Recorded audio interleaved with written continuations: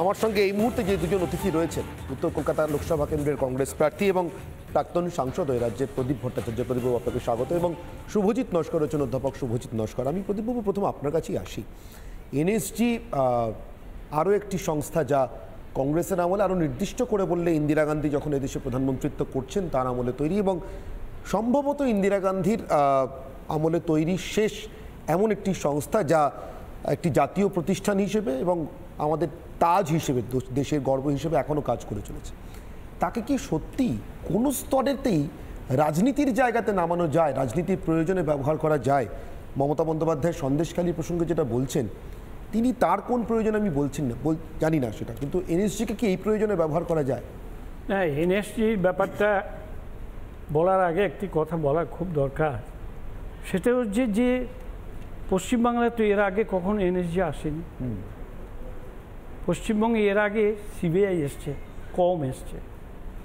National investigation এজেন্সিও এসছে, খুব কম এসছে।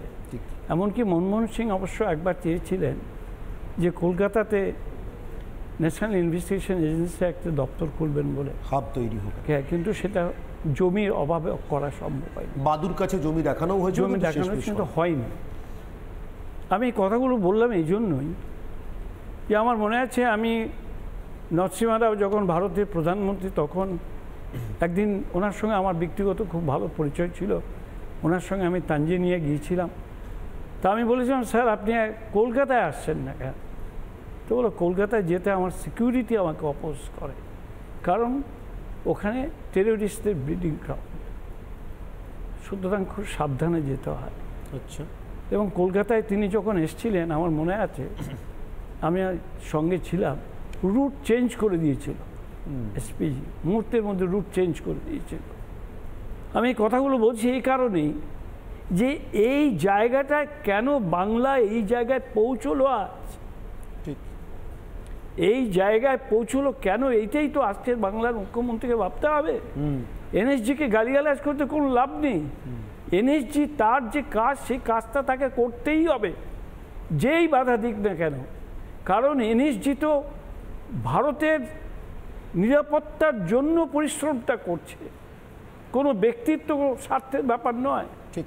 আর তিনি কোনো ভোটের রাজনীতির সঙ্গে তিনি যুক্ত নন। ঠিক। তিনি ইলেকশন কমিশন নন, তিনি পুলিশের লোক নন। তিনি আমাদের দেশের অভ্যন্তরে কতগুলো গোষ্ঠী তৈরি হয়ে আছে, এটা তো স্বীকৃত। ঠিক।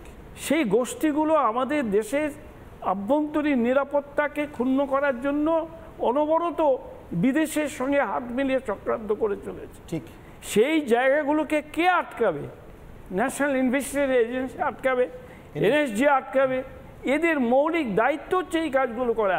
স্টেট গভর্নমেন্টের উচিত এদের সাহায্য করা, প্রশাসনের উচিত এদের সাহায্য করা। আমি এখান থেকে সুমজিৎ বাবুর কাছে আসবো। যাদের সাহায্য করার কথা তারা বিপরীতে, মানে উল্টো দিকে দাঁড়িয়ে আছেন। সাহায্য যদি নাও করতেন তাও একটা মানে বুঝতাম, উল্টো দিকে দাঁড়িয়ে পড়ছেন। এনএসজির বিপরীতে নিজেকে দাঁড় করায় কি বা কারা? দেখুন, মানে আমি রাজনৈতিকভাবে ভাবছি যে আজকে সন্দেশখালীর যে উদ্ভূত পরিস্থিতি, এই পরিস্থিতিতে আমরা সবাই একটা, যখনই এনএসজি নামে বা এনআইএ ইনভলভড হয়, তার মানে সেখানে কোনো নেশনকে চ্যালেঞ্জ করার বা একেবারে যে নেশন স্টেটকে চ্যালেঞ্জ করার মতো কোনো একটা পরিস্থিতি তৈরি হয়েছে। তাছাড়া এনএসজি বা এনআইএ আসেন, আপনারা জানেন যে এনএসজি এবং এনআইএ এদের দুজনের ম্যান্ডেটটা কী, একেবারে গভর্নমেন্টের, সরকারের বা সাংবিধানিক ম্যান্ডেটটা কি। সেই জায়গা থেকে দাঁড়িয়ে এনএসজি এনআইএ শুধু এখানে আসেন না, কেরালাতেও যান, আপনার মনে থাকবে।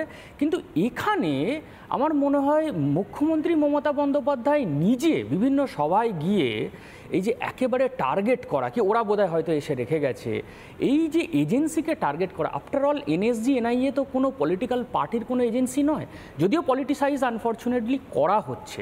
সেটা বিজেপি করুক, টিএমসি করুক। আজকে বিজেপি এখানে অপোজিশনে থাকলে যদি বিজেপি এই কাজটা করতো, আমি একইভাবে কন্ডেম করতাম। এবং টিএমসি আজকে যেটা করছে, এর ফলে টিএমসিরই আখেরে ক্ষতি হবে। কারণ TMC as an political party, আগের দিন অভিজিৎ গাঙ্গুলির একটা ইন্টারভিউতে উনি বলছিলেন যে আমি থাকলে এর সিম্বল কী করে থাকতো আমি দেখে নিতাম। আমি বলছি, এই ধরনের অ্যাটাক করলে ডেমোক্রেসির যে ভিত, এই এজেন্সিগুলো আফটার অল ন্যাশনাল সিকিউরিটি এবং ন্যাশনাল ইন্টারেস্টকে সেফগার্ড করে, প্রোটেক্ট করে। আমরা ঘুমাতে যাই এদের ভরসায়। এই জায়গা থেকে দাঁড়িয়ে উনি যখন এদেরকে ডিরেক্টলি অ্যাটাক করেন, ডেমোক্রেসির ভিতে অ্যাটাক করছেন। ডেমোক্রেসির ভিতে শুধু নয়, আমার কোথাও একটা মনে হচ্ছে যে দেশের সার্বভৌমত্ব, গণতন্ত্রের সঙ্গে সঙ্গে যা অত্যন্ত অবিচ্ছেদ্য অংশ একজন ভারতীয় নাগরিক হিসেবে আমাদের অনুধাবনের এবং রাষ্ট্রের আমাদেরকে দেওয়ার জায়গা থেকে রাষ্ট্রকে পাল্টা আমাদের ফিরিয়ে দেওয়ার জায়গা, সেটাও কোথাও আক্রান্ত হচ্ছে। দেশের ভিতর থেকে দেশেরই কোনো রাজনৈতিক শক্তির দ্বারা যদি সার্বভৌমত্বের প্রশ্নটি আক্রান্ত হয়, তাহলে তাকে কি নিতান্ত রাজনীতি বলা যায়? যদি এটা রাজনীতিও হয় তাহলে এটা দেশ বাঁচানোর তো নয়। কিশলয়, একেবারে এখান থেকেই আমার সঙ্গে রয়েছেন আমার দুজন অতিথি। ঋত্বিক পাল রয়েছেন, প্রাক্তন সেনাকর্তা মেজর ঋত্বিক পাল, এবং এখন বিজেপি নেতা, এবং তারই সঙ্গে সঙ্গে রয়েছেন সৃজন ভট্টাচার্য রয়েছেন, সিপিআইএম প্রার্থী যাদবপুরে। আমি প্রথমেই মেজর ঋত্বিক পালের কাছে যাব। মেজর ঋত্বিক পাল, আপনার যে আপনি সার্ভিস দিয়েছেন দেশকে, তার জন্য আমরা প্রত্যেকে গর্বিত। আমি আজকে আপনাকে একটা ছোট্ট কোট পড়ে শোনাচ্ছি। মুখ্যমন্ত্রী গতকাল বলেছেন, তুমি মানে এজেন্সি অর্থাৎ এনএসজি নিজে নিয়ে এসেছো কিনা কি করে জানবে? তুমি নিজে 5টা বন্দুক পকেটে করে নিয়ে এসে কারুর বাড়িতে ঢুকিয়ে দিলে প্রমাণ তো নেই। মেজর ঋত্বিক পাল, আমি সৃজনবাবুর কাছে আসার আগে আপনি একজন প্রাক্তন সেনাকর্তা এবং মেজর হিসেবে বলুন, এনএসজি 5টা বন্দুক পকেটে করে ঢুকিয়ে নিয়ে এসে সন্দেশখালিতে এই আবু তালেবের বাড়িতে ঢুকিয়ে দিল বলে আপনার মনে হয়? বলুন। দেখুন, পশ্চিমবঙ্গের চালচিত্র দেখে আমার অনেকগুলো চলচ্চিত্রের কথা মনে পড়ছে। যেমন বাংলা সিনেমা পাতালঘর থেকে হিন্দি সিনেমা দৃশ্যম পর্যন্ত। 2003 সালে শীর্ষেন্দু বাবুর লেখার অনুকরণে পাতালঘর সিনেমাটি আমরা দেখেছিলাম। সেই সময় দেখেছিলাম যে একজন বিজ্ঞানী অঘোর সেন, তিনি মাটির নিচে একটা অদ্ভুত যন্ত্র লুকিয়ে রেখেছিলেন, যেটা বাজালে মানুষ ঘুমের দেশে চলে যায়। আর 2024-এ আমরা দেখলাম সন্দেশখালির বিখ্যাত বিজ্ঞানী শেখ শাহজাহান, সে মাটির নিচে দেশি এবং বিদেশি এমন অনেক যন্ত্র রেখেছে যেটা চালালে মানুষ চিরঘুমের দেশে চলে যায়। অতএব এ রাজ্যে মুখ্যমন্ত্রী বলছে শেখ শাহজাহান রাখেনি, বলছেন কোনো প্রমাণ নেই ওগুলো ওখানে ছিল। এনএসজি পকেটে করে ঢুকিয়ে এনেছে। আমি আসছি ওই পয়েন্টে আসছি। অতএব লক্ষ্মীর ভান্ডারের আড়ালে যে অস্ত্রের ভান্ডার গড়ে উঠছিল সেটাতে কারোর কোনো সংকোচ নেই। এবার প্রশ্নটা হচ্ছে যে প্রশাসন কি তাহলে কিছুই জানতো না? আজকে মাটির নিচ থেকে যে সার্ভিস রিভলভারটি উদ্ধার হয়েছে, আমরা জানি পুলিশ ফোর্সে কেউ চাকরি করলে তার ওয়েপন যদি সে মিসপ্লেস করে যায়, হারিয়ে যায়, তাহলে কিন্তু তার চাকরি চলে যেতে পারে। আজকে আমি এটার তদন্ত দাবি করছি যে সেই সার্ভিস রিভলভারটা কার নামে ইস্যু হয়েছিল সেটা দেখা হোক, এবং দেখা হোক যে সেই পুলিশ অফিসার আজকে চাকরি করছে না তার চাকরি চলে গেছে, না সে বহাল তবিয়তে তদন্ত দাবি করছেন। হ্যাঁ, তাহলেই বোঝা যাবে যে প্রশাসন ইনভলভ আছে কি নেই। দ্বিতীয় হচ্ছে, শেখ শাহজাহানকে গ্রেপ্তার করতে 54 দিন লেগে গেছিল, এবং সে যখন কোর্ট চত্বরে ঢুকছিল সে আঙুল নাড়াতে নাড়াতে হিন্দি সিনেমার হিরোর মতো তার পেছনে কিন্তু পুলিশের দল চাপরাশি আড্ডালির মতো যাচ্ছিল।